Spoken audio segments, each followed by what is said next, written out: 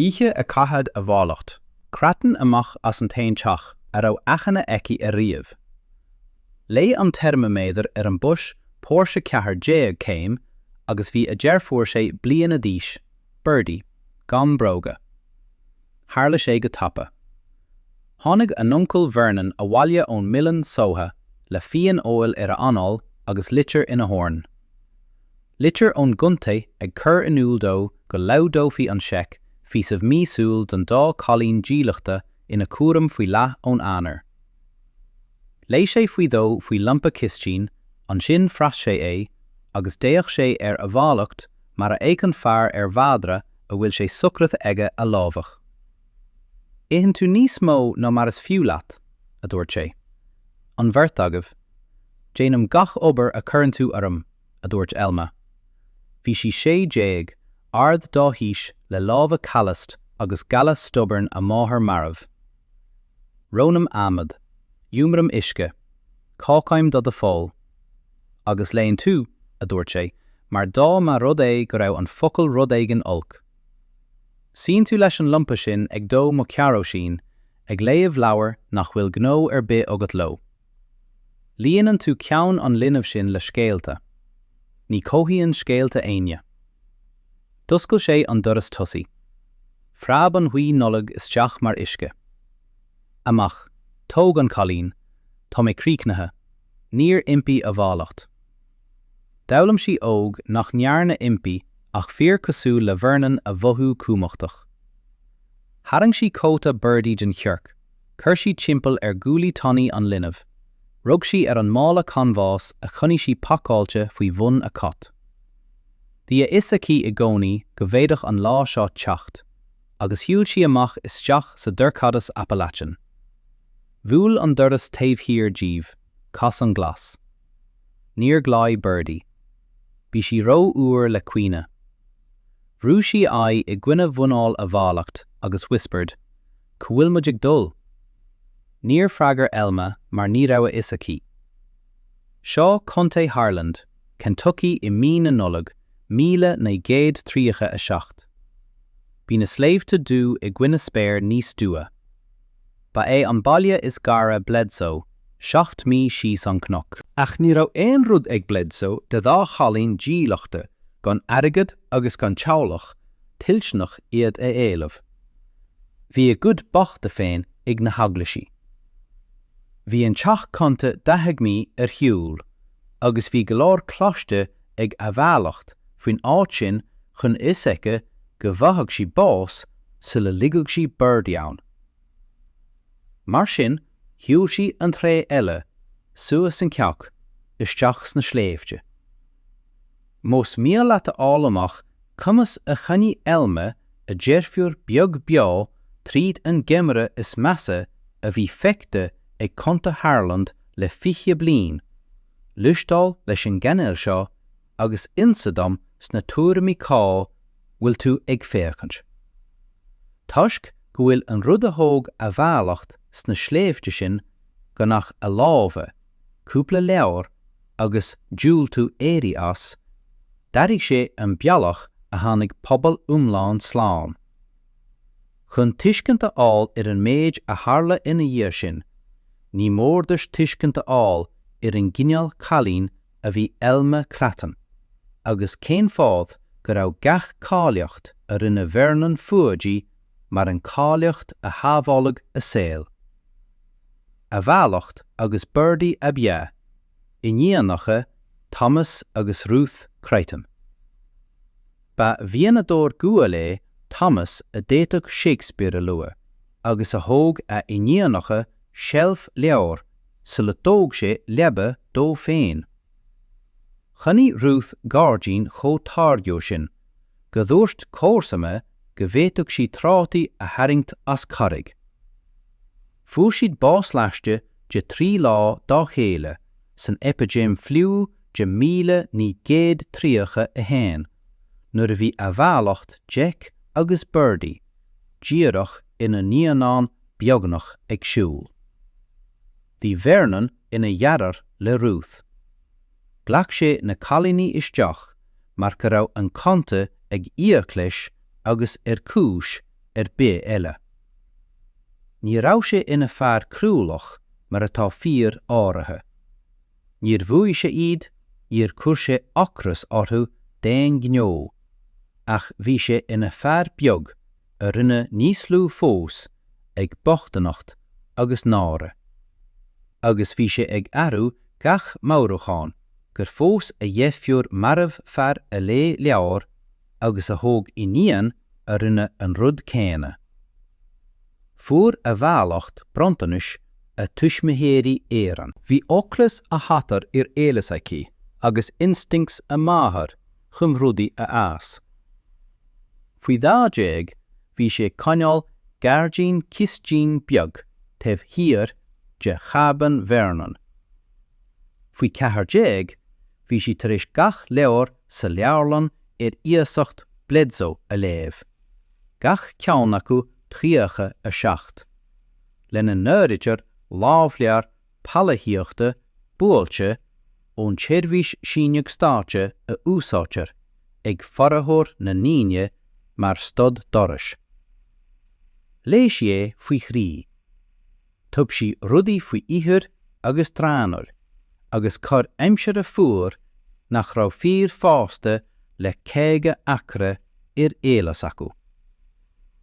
Ach I conse Harlam sna 1930 níor cuireadh meas chalann a lé leabhar agus a leabhar faoi chéimic iarrach.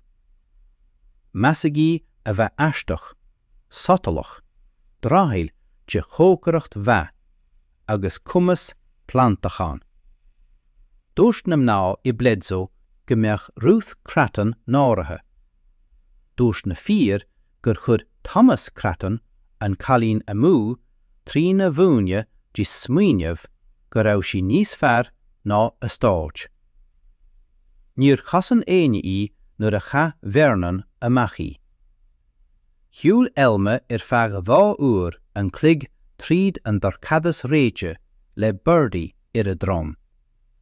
Bhí an leanamh beagnach gan meáchan. Lean siad bóthar logala a chas suas an tiomar a thár, agus d'oibrig intin a bhílacht mar a rinne sí I gcónaí, ní I panic ach I bheabhbanna. Bhí foscadh ag teastal uaithí. Bhí teas ag teastal uaithí. Bhí siad ag teastal uaithí sula néarú tais Birdie Jew. Chuimhne sí I rud éigean. Brín ó sin ag fáinneocht na iomara ag lorg fiáinjins árán a dhéal, tháinig sí chaban tréige scarf de halamh cotham leath bealaig suas slíomh cotar. Bhí an teachan beag leath hít thaobh amháin le simne cluiche fós ina seasamh. Ba an baile de bhéir dar bannam Josia cotar, a fuair bás ina éonar suasán hart 1920. Ní raibh aine tar éis an talamh a éileamh. Ní raibh aine ag irí. Ró ort, ró carrigach, ró fada ón máthair. Ach chuimhní a bhílacht rudaigin eile faoin gab an sin. Taobh hiorde dardig an slíomh go géir. Agus ag bun an ardathe sin, bhí an talamh difriúil. Níos teo. Conaí sí sias a bhís chuir sí a lámh an salachar, agus bheithí sí teas ag teacht suas an mun, faint ach gan déimhrí. Léis sí faoin na sprunglaí termacha seo, isce faoi halamh téite ag caragón. Ní raibh sé té go leor chun gal a dhéanamh, ach bhí sé té go leor chun an talamh a chonáil ó raibh fiú I mí éonóir. Fuair sí an teachan faoi tholas na gealaí, faoi chúbhne, faoi éadóchas.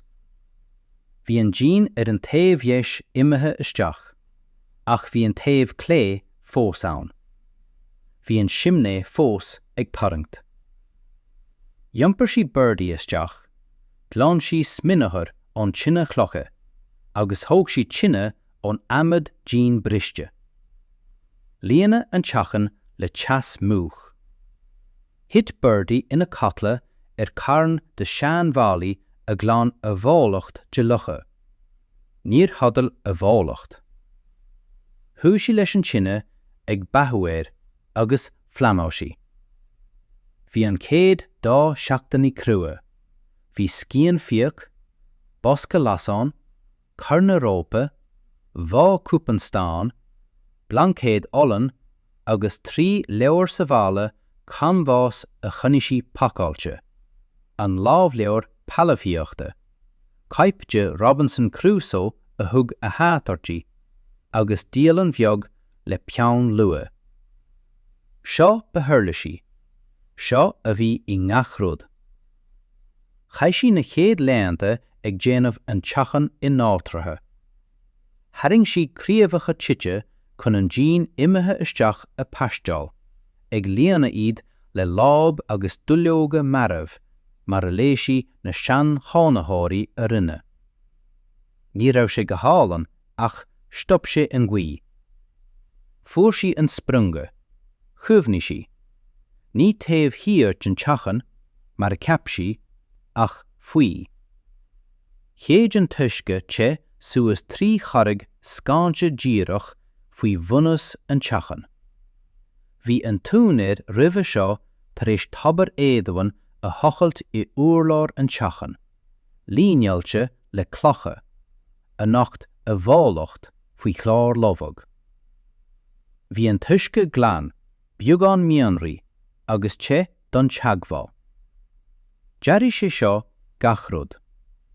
Ciallaíonn sé seo nach raibh foscadh aici amháin, bhí teas aici. Tháinig an bás gar an níú híthe. Hit storm bhá phraigh sneachta, agus hit an teacht go hocht faoi bhun náid. Ní raibh a bháileach tar éis go léir aimid tine a bhailiú fós. Déag an tine ag go trí a chlog maidin. Thú sí Birdie ag chuicheag a lípi séite, agus haring a bháileacht siasí chuig an papar líneábhte le clocha, agus chuir siad an timpplair ag brú a corp I gunne na carigate. Bhí siad ina luí an sin feadh uaireanta ag crícheag. An teas feint din isce faoi halamh an tain rud atarthú, agus hypothermia. Nuair a tháinig an tom, ní raibh elme in ann a cosa a bhathú. Rinne sí gealtanas dí féin an bhaidin sin, ag cramag leis an spriúnga té le deirfiúr ina haram. Ní bheadh sí chomh gar sin de Birdie a chailiú arís. Pógadh sí rud éigean chomh saladach, chomh cliste, chomh fréama san palla féin, nach gcuirfeadh gheimhre bogart orthú. Agus an sin, rinne sí díreach sin. Tháinig an smíineh ó chrí leathanach éagsúla dá lábhlear talamh-thíochta. In éanacht le rud éigean a chonaic sí I Robinson Crusoe. In éanacht leis an méid a bhreisí faoin na cosa. Má bhí an talamh faoi bhun an teachan té, téite ag an spriúnga téirmach, an sin ba I an talamh a fearnéis. Í raibh gá aici ama de go chun fannach té. Bhí gá aici dul faoi halamh. Tharna sé seachtainna seo a lemas, ag obair gach úr an chleig solas, thochail elme. Thosa sí faoi bhun an teachan ag tochailt timpeall an topper atá ann ceanna féin, ó leathanú ina gheimhre. Bhí an ithear ina scalpán scéalte, agus cré, éasca le tochailt, nuair a fuair sí faoi bhun an dramcla réite. Chuir sí sús na bealaí le clocha carama cruachta gan muisteal. An bealach a chonaic sí na bealaí seanclocha pácha fut an cáinte. Thochail sí go dtí go raibh spás 8 troid ad, 6 troid leitead, agus 5 troid dubhnacht aici. Dán go leor, chun seasa bhain dá cuirfeadh sí síos.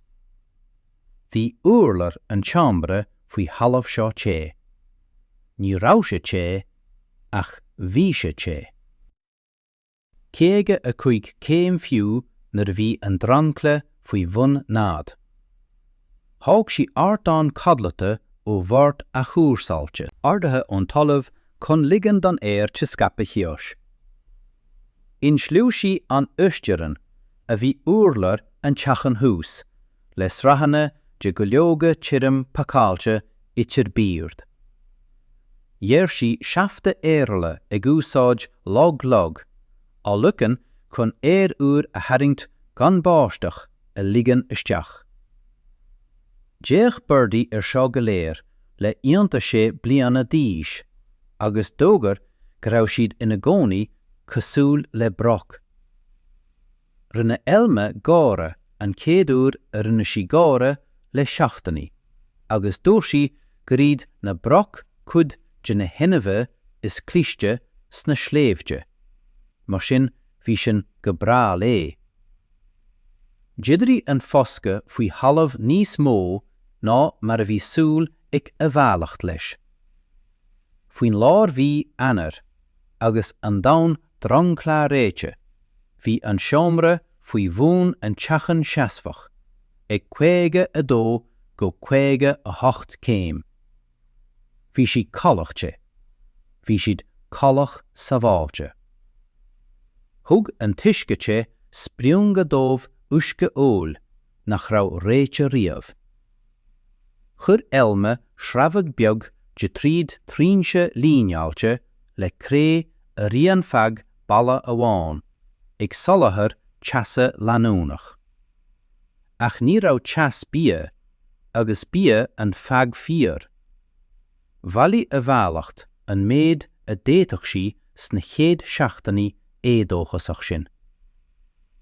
Cuirí truma, cnóna bhís, stoc de fráití a dhálam sí a lá agus a bheilt ina flúr ó chaibeidil ina lál heabhar faoi bhailí bia mheireacha dúchasach. Chur sí gastí choinnigh ag úsáid déan trócara a chiarna a dúirt Emmet ón darscle. Cait a rinne sibh le mbothán Josia Cotar. Seas elme is cór Birdie, scian ina lámh, ré le trod. Ortaigh MTT a dhá fealme agus thóg sé céim ar ais. Éasca inis, is seamar mé ag lorg ginang. Níl mé an seo chun ruderbí a thógáil ó dhunne ar bí. Thóg sé seachtain de MTT ag fágáil brúntanis bheige ag doras an bhothán. Deor banne gabhar, mála plúr arar, bundle de luhanna trúmaid, sula raibh muín ag alma dó go leor chun an foscadh faoin talamh a haspáint dó. Chuaigh sé síos an dréimere a bhí tóca aici. Déag sé ar an airachté, ar na bailí cluiche, ar na lepacha fáis le na cud siúts glasa ag sinne I tro an seafta solas, agus chuaigh sé síos ar an ardán cotlata, agus ní dúirt sé tada ar fag I bhád. An múnan de bhaintear é seo dit, de fíor rééis sé ar deire. Múntear cud dom leabhar, an cudeile fuair mé amach. Leabhar agus ag fáil amach a dúirt Emmer. Sin thart ar an méad atá ag aon duine nuair a hagann tú síos chuige. Tháinig EMTT chun bheith ina dteaghlach, ní trí dhearbhú ach trí taspáint suas. Tháinig sé gach cúpla lá, an sin gach lá eile, an sin go léithú. Thug sé a gá gabhar banne is fearr suas an slíomh agus thág sé imimháilú dóibh. Bhún sé rudí delma nach féadach éon leabhar a bhúne. Cach iad na plandaí fianna a bhí sábháilte le hithe, conas an aimsead a léamh 3 iompar na néan, conas craic na cinín a craiceann, cá háit le cré a fháil chun séalatha. Bhún sé a litricha agus a ibhreacha de Birdie, mar gur átaí elme go bhálamú an páiste léamh dáma an rud dearnach a dhéanamh sí. Ina dhí sin, bhún elme dá EMTT cat a bhí faite aici faoi ás faoin talamh. Le chéile tríd an arach agus an saoirg 1938 leanaí siad an ubriacht. Thochail siad dara seomra faoin talamh in aice leis an géad ceann. An ceann seo níos mó. Deirtha go sonrach mar spás fáis. Chuir siad na fánaí te chun cinn taobh hir den mbothán, ag cruthú ceithre lepacha céimnithe a gabh an gcraon theas go hiomlán. Phleandáil elme gach rud a d'fhéadfadh sí síolte a fháil dó. Trátaí, piabair, scuais, greens, luamhanna. D'orbair sí cáras chun an tuisce airgte a thrárú trí fiapaí cré chun na lepacha ardáin a isciú, ag síne an téasúr fáis faoi seachtainaí gach taobh. Faoi thómhar 1938, bhí níos mó bia ag alma ná mar a d'fhéadfadh sí. Birdie agus EMTT a ithe.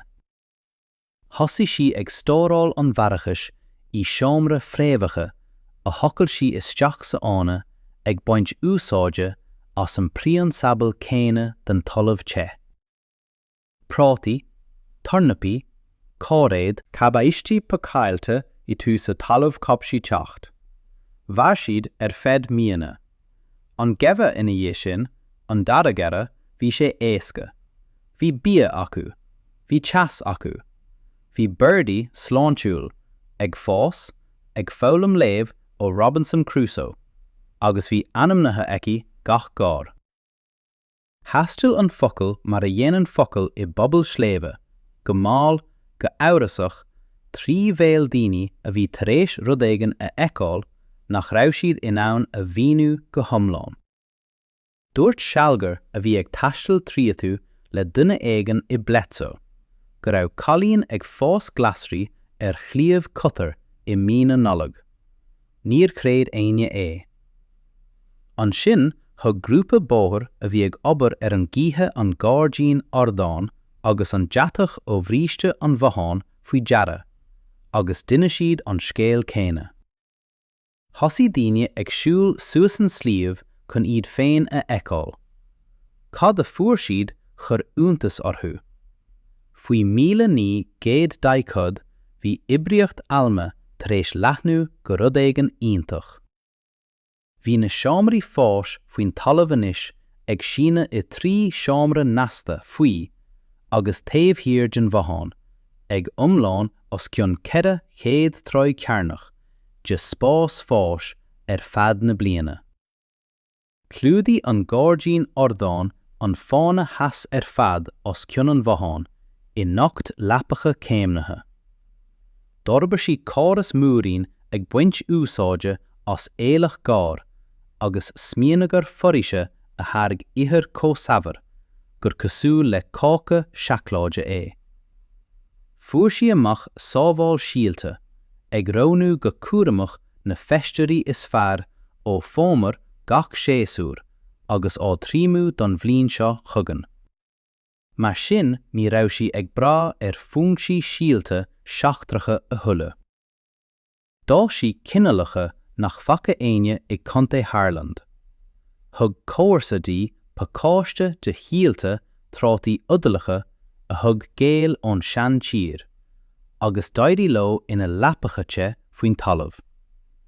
Dá sí luamhanna, basil, thyme, rosemary nach raibh ná an sléibhe léite ach faoi I iriseí.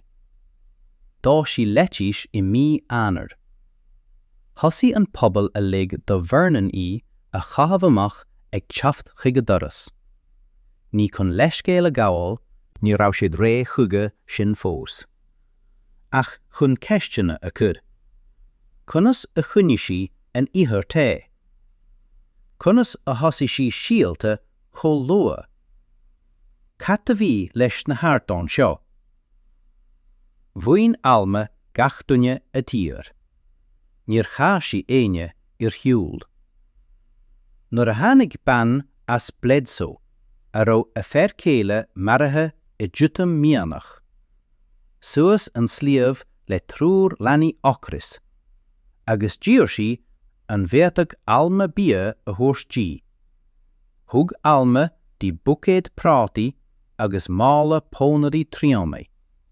Agus an sin haspan si dí conas fráma fuar a thógáil ó Ahmed Droiéala agus fuinneoga díis.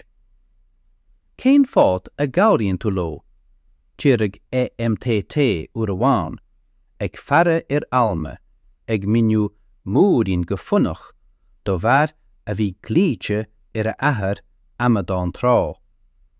Ní dhearna siad rud a bídúit nuair a bhí sé díí ort. Sin díreach an fát a dúirt alma. Toisc nach bhfuil aon duine ag dul tríd an méid a chuaigh Birdie agus mé féin tríd. Más féidir le mé a stoppag, déanfa mé. Fuair Emmet bás sa gheimhre 1910 go ciún ina chadlo sa seomra faoin talamh áit a cuine an talamh te an téir milliis. D'ág sé a chuid gár, a chuid uirlisí, agus canna cafe ina rá dáthad a $7 a bhí sábháilte aige thar 5 blian. D'ág sé rutagan aici freisin, nach rá éasaici go dtí gur chuir an cléireach cónte inniúil é. Bhí pápar cortha isteach aige an tarach ruime sin, ag tuairt ceart glíthúil do alma thach sléimhe an cútar. Bhí sé tar éis na taifid chámach a rianó, na cánacha ais a íoc le na chuid airgid luimhe, agus an déad a chur ina henam. Bhí sí 5 blian díis, agus bhí talamh aici. An ggéirchéim a thug alma ais I teagmháil únláin le Bledsoe, tharla sa gheimhre 1913. Bhí an cocu tar éis an cuid is mó déir ága an cónte a thógáil. Chuí trucail sa láthair a bhí ag iompar bia chuig an siopa cúteachta amach bháthar sléimhe iarrata agus góisí. Feadh 3 cheachtaine leis na bóra do eisimpithe agus an siopa fólamh, bhí Bledsoe dí cheangailte. Bhí teaghlaigh a bhí ag fáilbháis go clua ag tuairt aig an ocras go toban. Lódáil alma sled le bia ó na seomra fréamhacha. Dhá héad puinte frátaí, tarnapaí, pánarí, tríamaigh, trátaí canáilte agus cruinnín deatathe, agus haring si síos an slíomh le Birdie, inis dó dhéag agus láitir.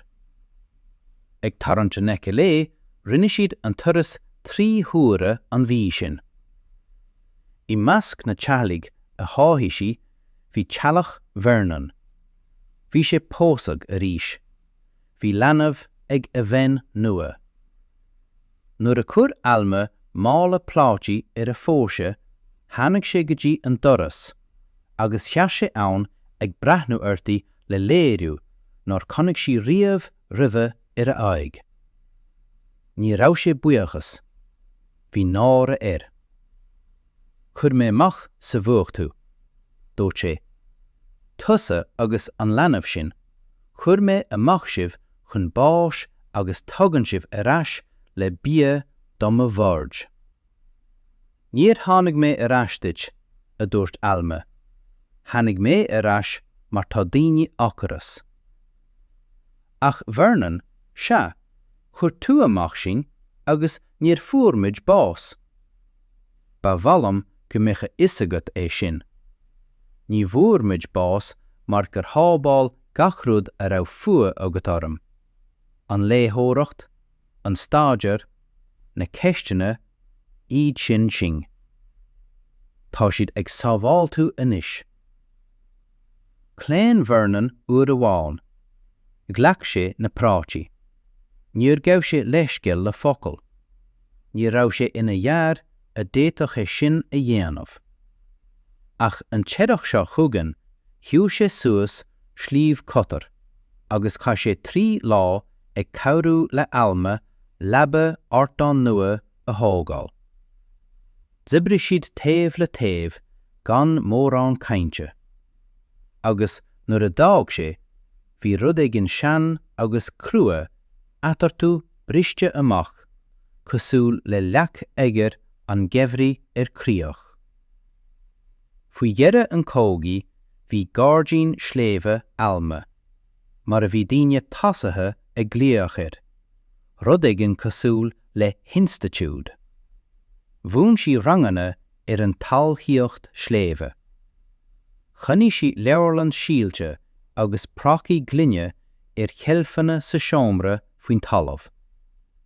Dearbar sí cineálacha, glasraí fuara, crua, dúnathe go samrach do choinníollacha Appalachian. Bhí teachlaí fud 3 cháintí ag baint úsáide as teichnití, a bhí cartha bunacha, na lepacha fás faoin talamh, an tuiscite, na hardáin, na mána múrainn.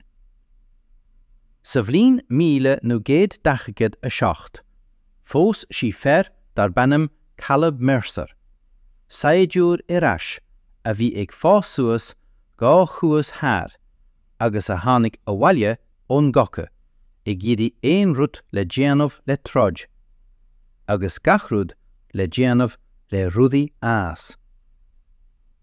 Bhí sé ciún áit a raibh alma fian, millis áit a raibh sí tiomána, agus thug sé gan a bheith catha in iúl dó nach raibh oppar alma ina caitheamh aimsire nó ina tionscatal teachan ach plío. Bhí siad ina ggófártacha caithama. Leanna siad an ibriocht sléibhe le chéile, agus thóg siad 4 páistí a dás suas ag fáil amach inimnacha plandaí, sulla bhuair siad amach inimnacha uachtarán. Bhain Birdie, beag Birdie gan bhróga, a cuireadh amach isteach sa dorchadas réite ag sé bliana díis, céim amach ó Artscoil Bledsoe I 1940 a ní, an chéad duine I teallach Kraton a chríoch ní scoil. Chúi sí a rá chuig an choláiste múnteirí stáit is scoláireacht. Rinne sí múntear. Tháinig sí ais go cáinte Harland, agus bhún sí ólaíocht feadh tríocha a 1 blian. Agus gach blian thug sí a cud mac léinn suas slíomh cotar, chun na géardaoine faoin talamh a fheiceáil áit a raibh a deirfiúr tar éis a chanáil beo. Bhar Alman Mercer go dtí go raibh sí 8 dó a 1 blian díis. Fuair sí bás san airach 2000 a dó sa bmbothán ceama slíomh cotar I seomra a bhí fós ag bollag itheachtaí agus rudaí ag fás. Fuinnim sin, bhí os cionn 300 cineálacha glasraí Appalachian dúnathe ina leabharlann síolte. Bhí a cud teichnití ardán, agus fás faoin talamh catha I clár leis an tseirbhís síne talíochta stáit agus dáilte chuig pobal sléibhe fud ceithre stáit. Chonigh a cud lenny agus a gar fáistí an géardaoin, agus dán sé uscailte d'aon duine a bhí ag géirí fálam. Lá a sachraide, bhí an sépéal beag I Bledsoe, chomh lán sin go raibh daoine ina seasamh losmaí sa fórcail. Bhí Vernon tar éis bás a fháil blianta roimhe sin, ach bhí a gachlan ann. Bhí ban a raibh a thir céile tar éis bás a fháil sa bhíonach, an ceann a thug alma an bucad prátaí dó, ann 8 a 7 bliain díis, agus fós ag coinneáil Gardaín ag buint úsa as mbothánna alma. Seas Birdie chun tosaigh, agus duine sí scéal na híthe a cathag amach iad. An ihe a jumpar a deirfiúr suas sliúbh róte, agus thochail sí páil san íthirte, agus dúirt, b'imit ag merachtáil mar bhrocaí. Agus is iad na brocaí na henamh is clíste sna sléifte seo. Níor cuine dhúine san agla sin, ach alma. Bhí rud éigin glíte a chu dí. Bhí rud é.